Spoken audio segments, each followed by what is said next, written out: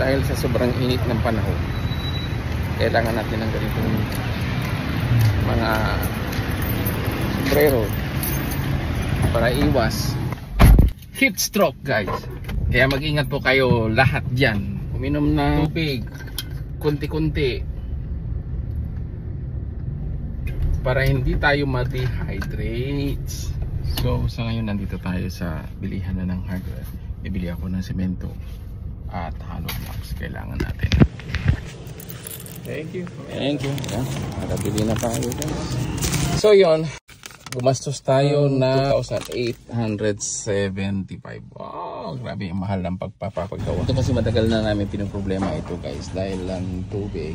Pag pumupunta doon yan, nasisira yung daan. Yan, kaya ang gagawin namin, gagawa kami na septic tank dito, guys. Yan, pero kaya namin ito, guys. Yan, medyo magastos din, gawa kami ng septic tank dyan.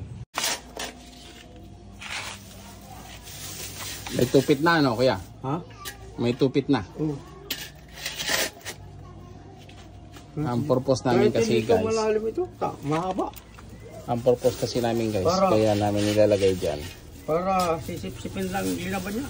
Oo nga. Hindi, kasi baka mamaya marami kaming lalabahan na eh. Sisip-sipin ng tubig.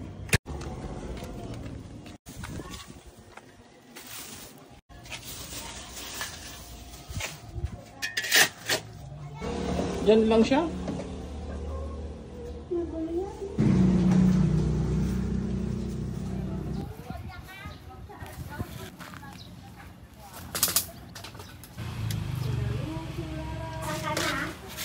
Dito sa taas. So yun, ito na lang ang ating gagawin, guys. Kinulang kami ng ano. Yan. Nilagyan ko ng ano dito sa gitna para hindi bababa yung coco lumber. Kasi coco lumber lang ginamit ko. 3 Gs na coco lumber lang ginamit ko, guys. Ang problema, kinulang kami dito. Kaya ang gagawin ko dito ay lagyan ko na lang siya ng bakal. Bakal lang nilalagay ko dyan para mayroong pampatibay. Tapos plywood ang nilalagay natin dyan, guys. So ang sukat nito, guys, is isa't hanggang bewang lang ito. Septic tank ng labahan. Ayan. Guys, ang gagawin namin ito, guys. Yan. So mayroon siyang ano dito, dahil dito ito kasi yung ano ng semento ng hollow block. So ang gagawin namin, hanggang dito lang yung ating plywood para pag binuhusan natin, kasama yan dyan. Ganun din dito sa kabila.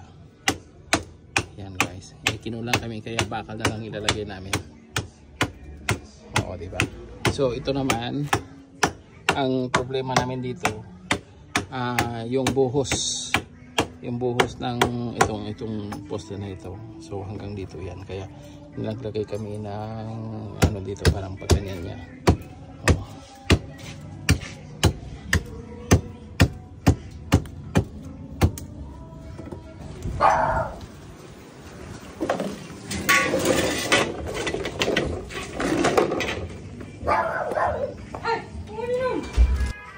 So, ayan, guys, umabot na kami ng gabi. So, yun. Ito na po yun siya, guys. Tapos, nilagay na rin namin yung labahan dyan.